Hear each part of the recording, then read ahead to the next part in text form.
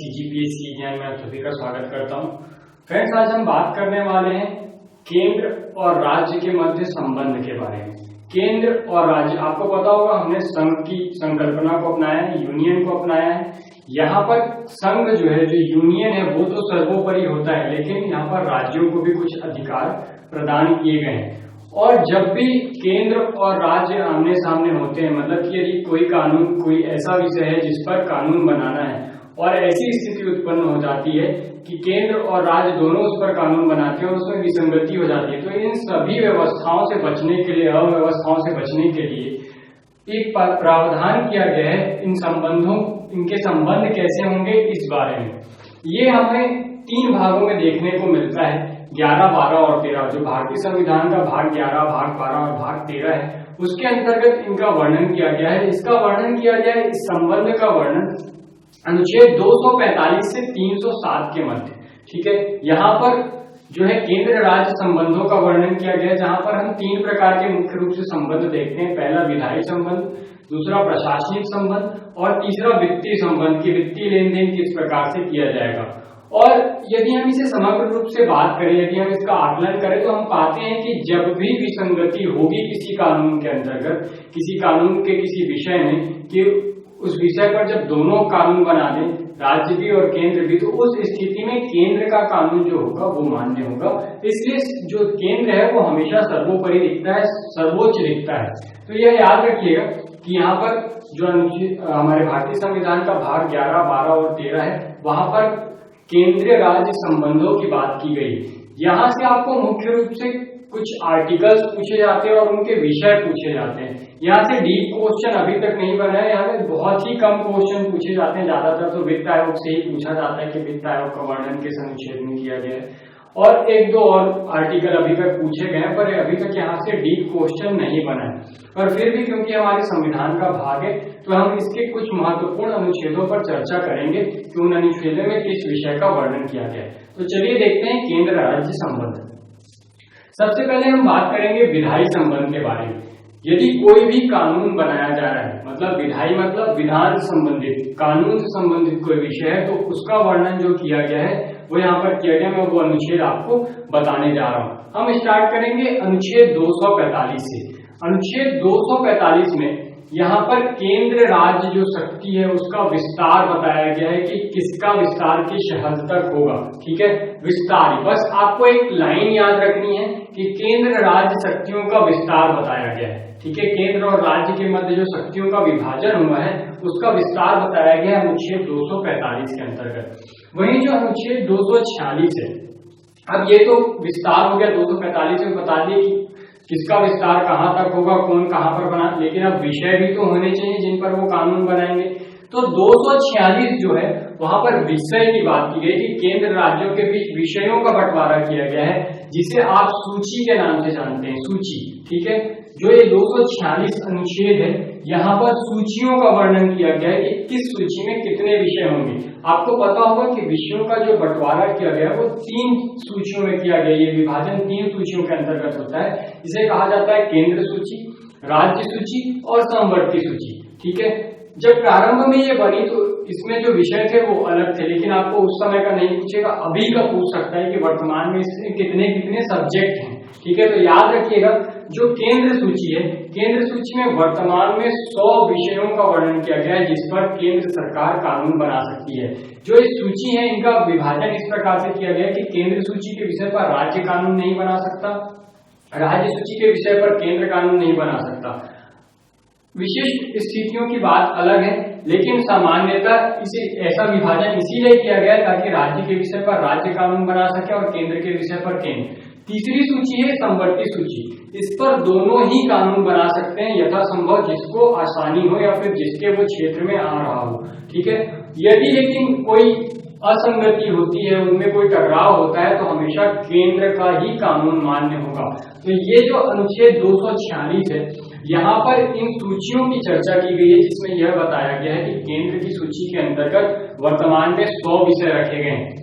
वहीं पर राज्य की सूची के अंतर्गत 61 विषय रखे गए हैं, 61। ठीक है, और जो समवर्ती सूची है वहां पर 52 विषयों का वर्णन किया गया है जिस पर केंद्र और राज्य दोनों ही कानून बना सकते हैं। तो याद रखिएगा जो अनुच्छेद 246 है वो सूचियों के विभाजन से संबंधित है कि किस विषय का वर्णन कहां पर किया गया, या फिर विषयों का वर्णन है जिस पर केंद्र और राज्य कानून बनाते हैं। अब हम बात करते हैं अनुच्छेद 247 की।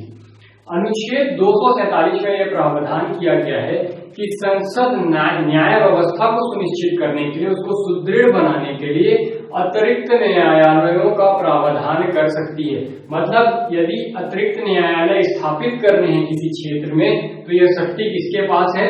संसद के पास। और यही बताया गया है अनुच्छेद 247 में। देखिए क्योंकि ये केंद्र और राज्य संबंध के बारे में बात किया जा रहा है, तो हो सकता है कि राज्य चाहे कि किसी स्थान पर उसे कोई न्यायालय की स्थापना करवानी है, तो ये परमिशन केवल कौन दे सकता है? संसद। ठीक है, तो अतिरिक्त न्यायालयों का प्रावधान 247 के अंतर्गत किया गया है, और जहां पर यह बताया गया कि संसद चाहे तो अतिरिक्त न्यायालयों का गठन कर सकती है। यह अनुच्छेद 247 है। अनुच्छेद 248 बात करता है अवशिष्ट शक्तियों की। देखिए जब हमने शक्तियों का विभाजन किया तो हमने 3 सूचियां बनाई, जहां पर हमने केंद्र सूची, राज्य सूची और समवर्ती सूची की बात की। ठीक है, हो सकता है कुछ ऐसे प्रावधान होंगे जो अब छूट गए होंगे, तो ऐसे जितने भी बचे हुए प्रावधान है उन्हें अवशिष्ट शक्तियों के अंतर्गत रखा गया है, और इस अवशिष्ट शक्ति पर कानून बनाने का अधिकार केवल केंद्र को है। केंद्र ही केवल इस पर कानून बना सकती है, राज्य इस पर कानून नहीं बना सकती। तो याद रखिएगा अवशिष्ट शक्तियों का जो वर्णन किया गया है वो 248 के अंतर्गत किया गया है, और इन विषयों पर केवल केंद्र सरकार ही कानून बना सकती है। अब हम बात करते हैं 249 की। अनुच्छेद 249 कहता है कि यदि राज्यसभा अपने उपस्थित और मत देने वाले सदस्यों के 2/3, याद रखिएगा ये जो क्रम है वो 2/3 का है, और ये 2/3 किसका? इसे विशेष बहुमत कहा जाता है, विशेष बहुमत से। ठीक है, राज्यसभा यदि अपने विशेष बहुमत से या 2/3 बहुमत से उपस्थित और मत देने वाले के 2/3 बहुमत से यह सिद्ध कर दे कि कोई विषय राष्ट्रीय महत्व का है। ठीक है, जो जिस विषय पर कानून बनाया जाना है वो विषय जो है वो राष्ट्रीय महत्व का है, उसकी जो फ्लुएंसी है, उसका महत्व है वो राष्ट्रीय स्तर का है, वो किसी राज्य का विशेष विषय नहीं है, अब वो राष्ट्रीय स्तर का विषय हो गया है। तो उस दशा में यदि राज्यसभा ऐसा सुनिश्चित कर ले तो उस विषय पर केंद्र कानून बना सकती है। यह कहा गया 249 के अंतर्गत।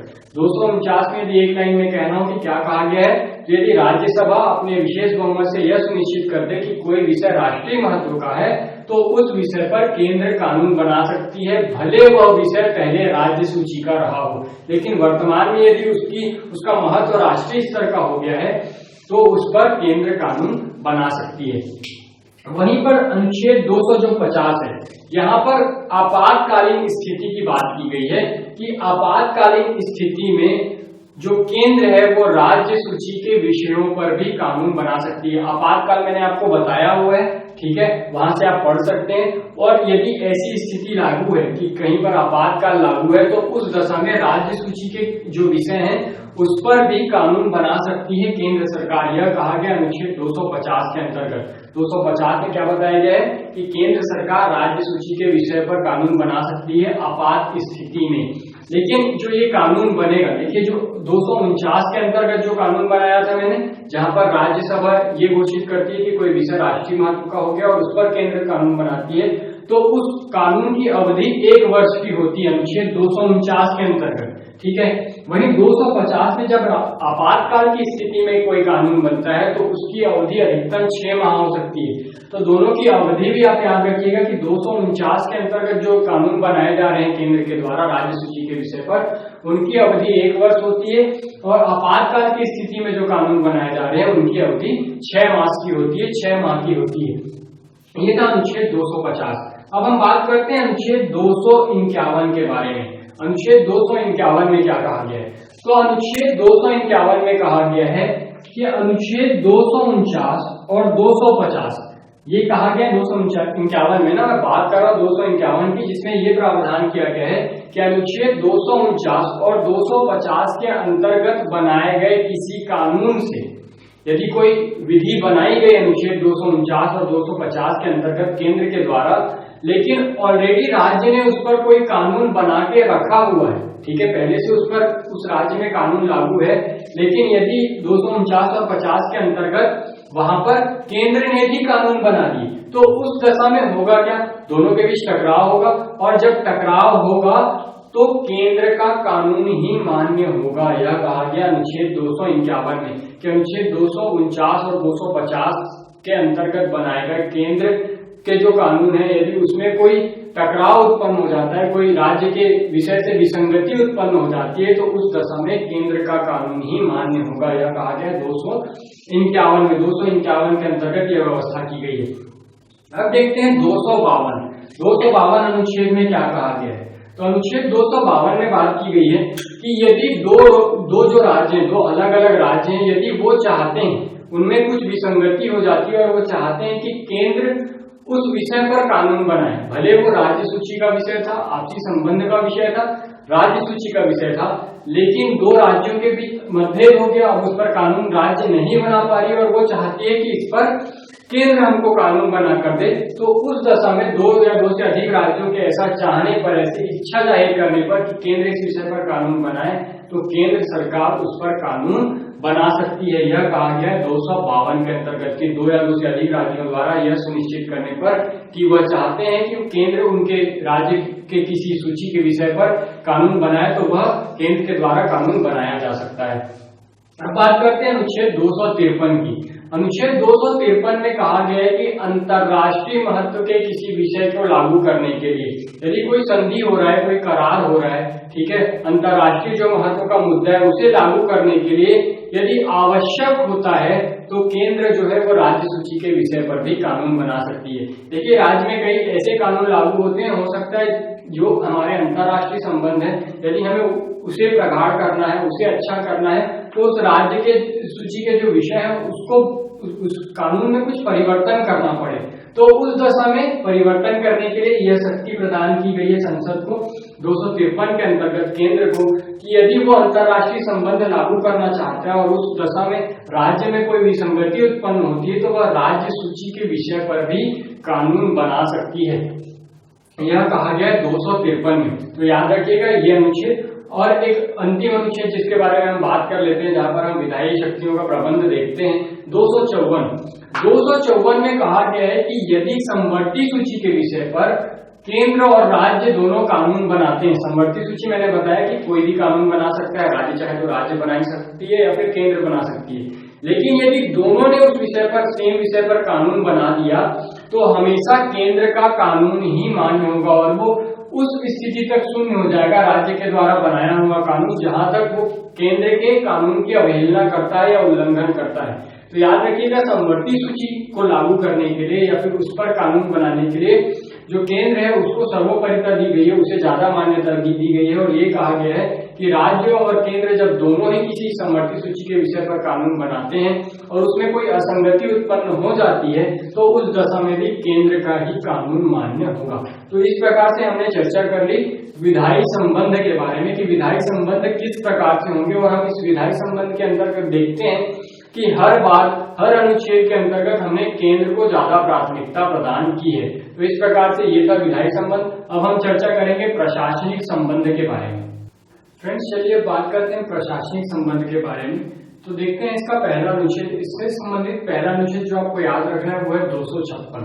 अनुच्छेद 256 में बताया गया है, ये अनुच्छेद 256 है, जहां पर बताया गया है कि केंद्र द्वारा लागू जो भी कानून होंगे, जो भी कानून केंद्र बनाएगी, राज्य उन कानूनों को निष्ठापूर्वक लागू करेंगे। पहली बात कि उन्हें निष्ठापूर्वक लागू किया जाएगा और केंद्र द्वारा दिए गए सभी निर्देशों का राज्यों द्वारा पालन किया जाएगा। यह कहा गया है अनुच्छेद 256 में। अनुच्छेद जो 256 है वो कहता है कि केंद्र द्वारा बनाए गए सभी कानूनों को राज्य निष्ठापूर्वक लागू करने का प्रयास करेंगे और उनके द्वारा दिए गए सभी निर्देशों का पालन करेंगे। यह कहा गया अनुच्छेद 256 के अंतर्गत। वही अनुच्छेद जो 257 है वहां पर बात की गई है कि केंद्र के द्वारा जो भी कानून बनाया जाएगा उसमें लिखा ऐसा गया है कि राज्य अपनी कार्यपालिका की जो शक्तियां हैं उनका प्रयोग इस प्रकार से करेगा कि केंद्र के द्वारा अपने कार्यपालिका की शक्ति के प्रयोग में कोई बाधा ना उत्पन्न हो। मतलब यदि केंद्र कोई कानून बना रहा है और राज्य भी कोई कानून बना रहा है, तो वो कानून या कार्यपालिका की शक्ति इस प्रकार से प्रयोग में लाएगा कि केंद्र द्वारा जो शक्तियां प्रयोग में ला रही हैं उनमें कोई बाधा ना उत्पन्न हो।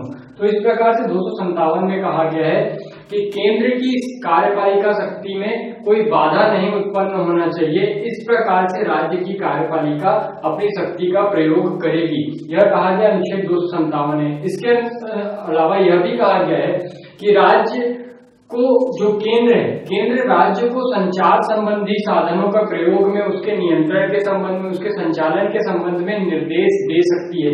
जितने भी संचार साधन होंगे उसके संबंधी निर्देश जारी कर सकती है।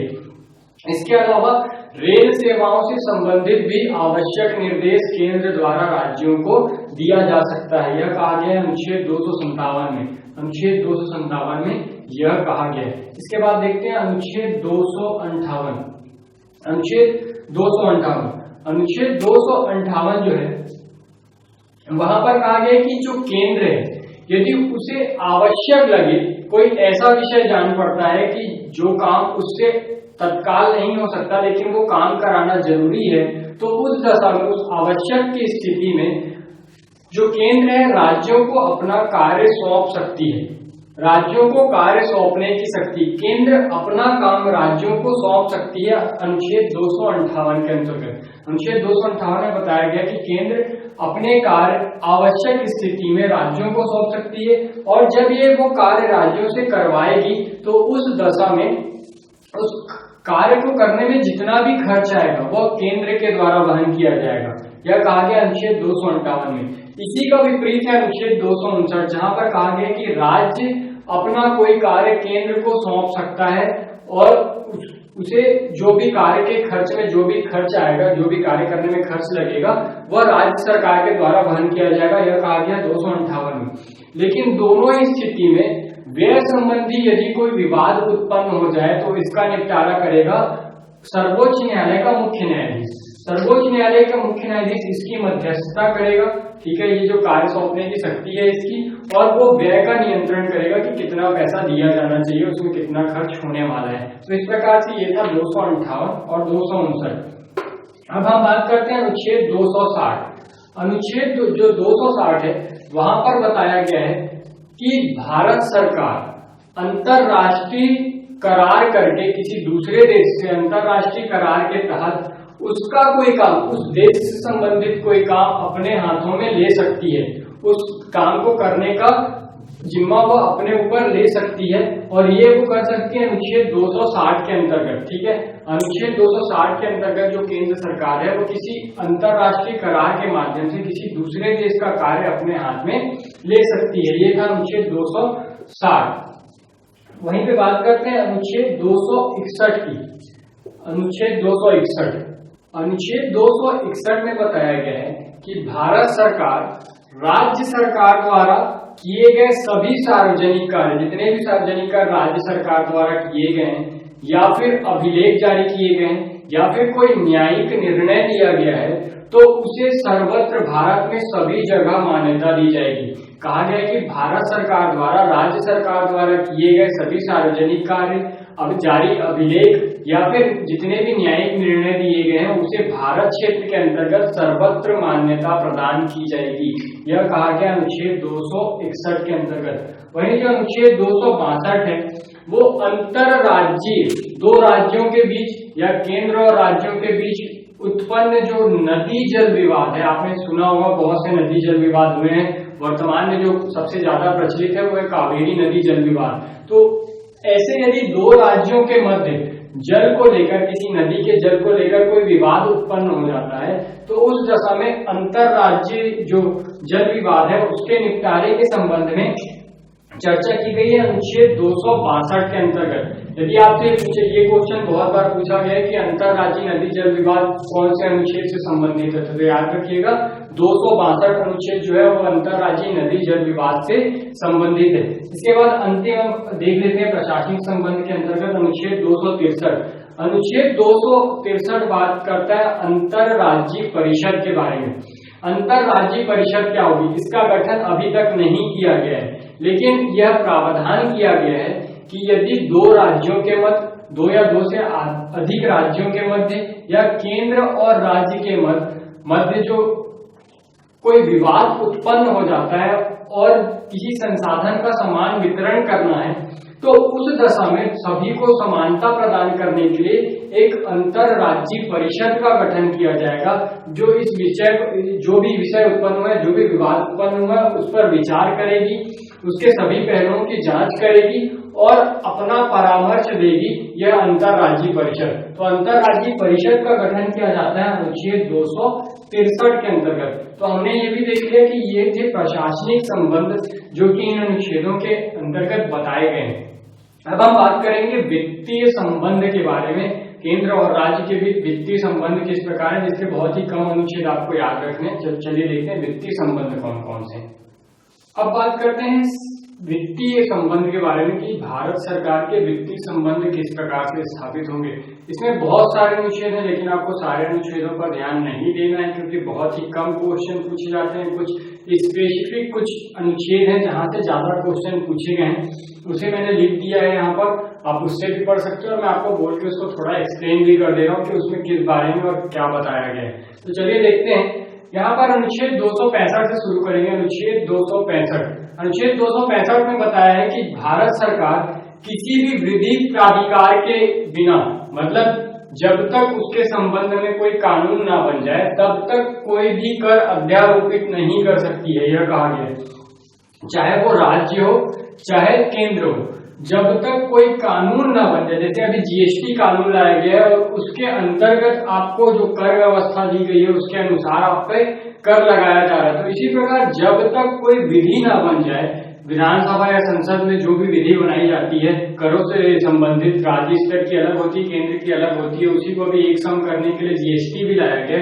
तो इस प्रकार से जो कर लगाए जा रहे हैं ये बिना कानून बनाए नहीं लगाए जा सकते, यह कहा गया अनुच्छेद 265 के अंतर्गत कि विधि के प्राधिकार के बिना करों का अध्यारोपण नहीं किया जाएगा। वहीं का अनुच्छेद 266 की बात करें तो यहाँ से क्वेश्चन बना हुआ है, आपको ये अनुच्छेद याद रखना है। 266 के अंतर्गत क्या दिया गया है, यह कई बार पूछा गया, तो याद रखिएगा। अनुच्छेद 266 के अंतर्गत भारत सरकार और राज्य सरकार की निधियों का वर्णन किया गया। निधि मतलब खजाने का वर्णन किया गया, ठीक है। वो जो संचय करके रखे उस निधि का वर्णन किया गया है कि पैसा कहाँ इकट्ठा होता है। तो भारत सरकार की 3 निधियां हैं, जिनमें से 2 यहाँ पर वर्णन किया गया 266 के अंतर्गत। 266 के अंतर्गत 2 निधियां आती है, संचित निधि और दूसरी होती है लोक लेखा निधि। दोनों में अंतर समझते हैं कि संचित निधि क्या होती है, लोक लेखा निधि क्या होती है। संचित निधि को ऐसे समझिए कि ये सरकार का फंड है और जितने भी आय व्यय किए जाते हैं वो यहीं पर आते हैं, ठीक है। भारत सरकार के द्वारा जितने भी व्यय किए जाते हैं या आय होती है उसे संचित निधि के अंतर्गत रखा जाता है। संचित निधि से ही फंड दिया जाता है और जितनी कमाई होती है वो संचित निधि में आती है, भारत सरकार के द्वारा किया हुआ। इसे भारत का राजकोष कहते हैं, या किसी राज्य में है तो उस राज्य का राज्य कोष कहा जाएगा, मतलब वहीं पे सारा पैसा जमा हो रहा है। और यहाँ से पैसा निकालने के लिए आपको संसद की अनुमति लेनी पड़ती है, या राज्य में है तो विधानसभा की या विधानमंडल की, ठीक है। और यदि संसद में तो वहां पर दोनों सदनों की। यदि यहाँ से पैसा निकालना है तो आपको संसद की अनुमति लेनी पड़ेगी। वहीं पर देखते हैं ये मतलब कि संसद के नियंत्रण में होता है संचित निधि, ठीक है, जहां पर सारा पैसा भारत सरकार का इकट्ठा रहता है। यदि हम लोक लेखा निधि की बात करें तो लोक लेखा निधि वैसे तो भारत सरकार की निधि है, लेकिन यहाँ भारत सरकार का पैसा नहीं जमा होता है, यहाँ पर आम आदमी का पैसा जमा होता है। जितनी भी बैंकिंग से प्राप्त सुविधाएं हैं, पैसे हैं, जितने भी लोन देना लेना जो भी होता है ना, जितने भी और जो प्रारूप होते हैं जैसे कि स्टाम्प, ये सारी चीजें जो सब जमा होता है, जो लोगों के पैसे हैं उसे जहां पर जमा किया जाता है उसे कहा जाता है लोक लेखा निधि। ये लोक लेखा निधि राष्ट्रपति के नियंत्रण में होती है। इसका सरकार प्रयोग कर सकती है, ठीक है, प्रयोग कर सकती है, लेकिन इसे लौटाना आवश्यक है, क्योंकि ये भारत सरकार के पैसे नहीं है, लोगों के पैसे हैं, इसलिए इसे वापस करना जरूरी होता है सरकार को, और दी गई अवधि में वापस करना जरूरी होता है। तो इस प्रकार से जो लोक लेखा जो निधि है वहां पर जितने भी पेंशन, बैंकिंग, जितने भी बैंक से रिलेटेड चीजें हैं, पैसे हैं, वो यहाँ पर लोक लेखा निधि में होता है। ज्यादातर पूछे जाने वाला प्रश्न ये है कि यह राष्ट्रपति के नियंत्रण में होता है, संसद के नियंत्रण में नहीं होता। यहाँ से पैसा निकालने के लिए राष्ट्रपति की अनुमति आवश्यक है। इन दो निधियों का वर्णन किया गया अनुच्छेद 266 के अंतर्गत। वह अनुच्छेद 267 267 वहां पर आकस्मिक निधि का वर्णन किया गया है। आकस्मिक निधि भी राष्ट्रपति के नियंत्रण में होती है। ऐसा क्यों किया गया, ये समझने वाली बात है कि यहाँ पर लोक लेखा निधि, क्योंकि जनता का प्रतिनिधि कौन है, राष्ट्रपति, इसलिए लोक लेखा निधि भी राष्ट्रपति के नियंत्रण में रहेगी।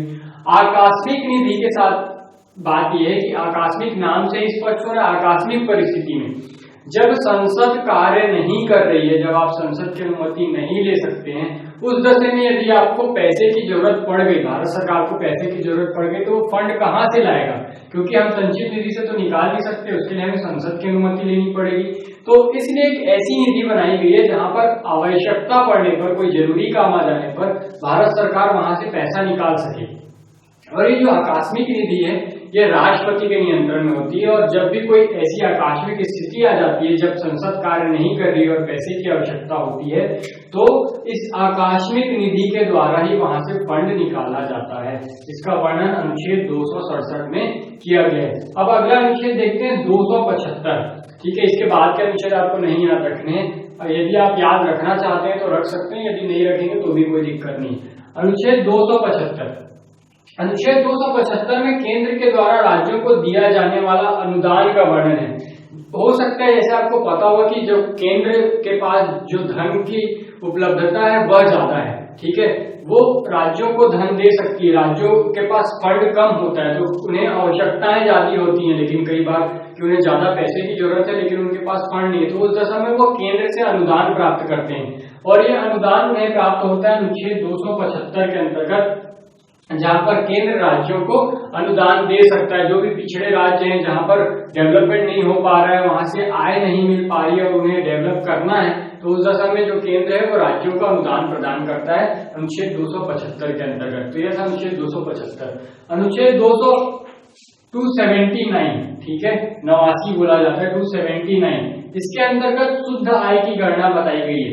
शुद्ध आय की गणना की चर्चा की गई। शुद्ध आय से मतलब है जितने भी शुल्क लिए जा रहे हैं, यदि उसके संचयन में, मतलब उसको लेने में जो खर्च आया है, यदि हम उसको हटा दें और तो जो भी बच जाएगा वो उसकी शुद्ध आय होगी। और इस शुद्ध आय की गणना की जाती है इसी अनुच्छेद 269 के अंतर्गत शुद्ध आय को बताया गया है। ज्यादा जानने की जरूरत नहीं है, बस आपको अनुच्छेद पूछे जाएंगे, ठीक है, तो आपको उतना बताना है, कम से कम इतनी सारी चीजें, क्योंकि हम लगातार देख लिए 11, 12 और 13, ये लास्ट है 13वां, है ना, 13वां भाग जो भारतीय संविधान का है।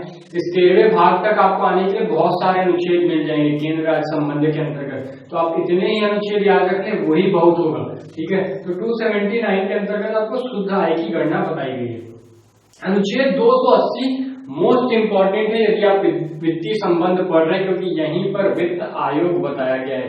यह बताया गया कि अनुच्छेद 280 के अंतर्गत वित्त आयोग का गठन किया जाएगा। वित्त आयोग का गठन राष्ट्रपति के द्वारा ही किया जाता है, लेकिन वित्त मंत्रालय की अनुशंसा पर। जब तक वित्त मंत्रालय ना चाहे तब तक राष्ट्रपति ये नहीं करता है। ज्यादातर ऐसे ही होता है कि वित्त मंत्रालय जो है वो राष्ट्रपति को बोलता है और राष्ट्रपति वित्त आयोग का गठन करता है। वर्तमान में 14वां वित्त आयोग कार्यरत है, वाई रेड्डी जिसके अध्यक्ष हैं, ठीक है। तो वित्त आयोग आपको याद रखना है, इसका कोई निश्चित कार्यकाल नहीं है। सभी जितने भी वित्त आयोग गठित हुए सामान्यतः वो 1 वर्ष की अवधि के लिए ही होते हैं, ठीक है।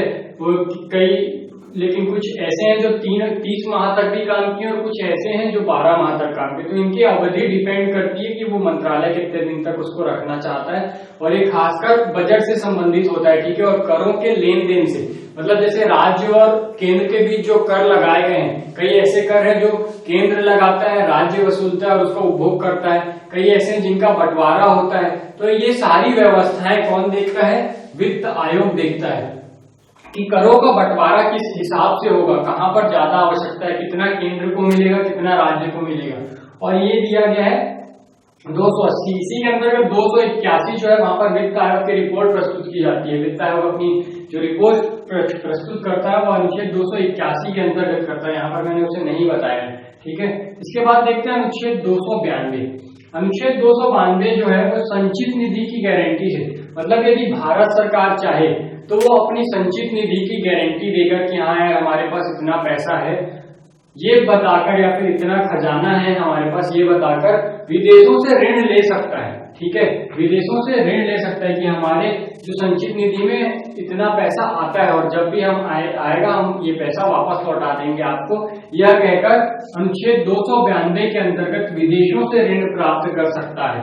याद रखिएगा, केंद्र जो है वो विदेशों से ऋण प्राप्त करता है अनुच्छेद 252 के अंतर्गत 92, ठीक है, 292 के अंतर्गत। और वहीं 293 के अंतर्गत जो राज्य हैं वो अपनी संचित निधि को की गारंटी देकर केंद्रों से ऋण प्राप्त कर सकते हैं। ऋण प्राप्त करने मतलब उसे वापस करना जरूरी है ना। तो ये जो राज्य हैं वो केंद्र से ऋण प्राप्त कर सकते हैं। ऋण और अनुदान दोनों अलग है ना, दोनों अलग है, इनको मिक्स मत कीजिएगा। ऋण वापस करना आवश्यक होता है, तो राज्य जो है वो केंद्र से ऋण ले सकते हैं अनुच्छेद 293 के अंतर्गत। एक अंतिम अनुच्छेद देख लेते हैं 300, जहां पर यह बताया गया है कि जिस प्रकार से आप किसी व्यक्ति के खिलाफ मुकदमा दायर कर सकते हैं कोर्ट में, उसी प्रकार आप भारत सरकार को एक व्यक्ति के रूप में इंडिकेट करके उसके खिलाफ भी मुकदमा चला सकते हैं। ये अनुच्छेद पूछा गया है अभी किसी प्रीवियस एग्जाम में, मुझे एग्जाम का नाम नहीं याद आ रहा, लेकिन ये अनुच्छेद पूछा गया है, ठीक है। तो याद रखिएगा जो 300वां अनुच्छेद है वहां पर बताया गया है कि भारत सरकार के खिलाफ भी केस दायर किया जा सकता है, ठीक है। तो ये थे वित्तीय संबंध, और इस प्रकार से हमने केंद्र राज्य संबंध को पूर्ण रूप से देख लिया। तीनों संबंध देख लिया हमने, विधायी संबंध, प्रशासनिक संबंध और ये अंतिम रूप से वित्तीय संबंध। फ्रेंड्स, यदि हमारा ये आपको वीडियो पसंद आता है, हमारा चैनल आपको अच्छा लगता है तो इसे सब्सक्राइब करना ना भूलें।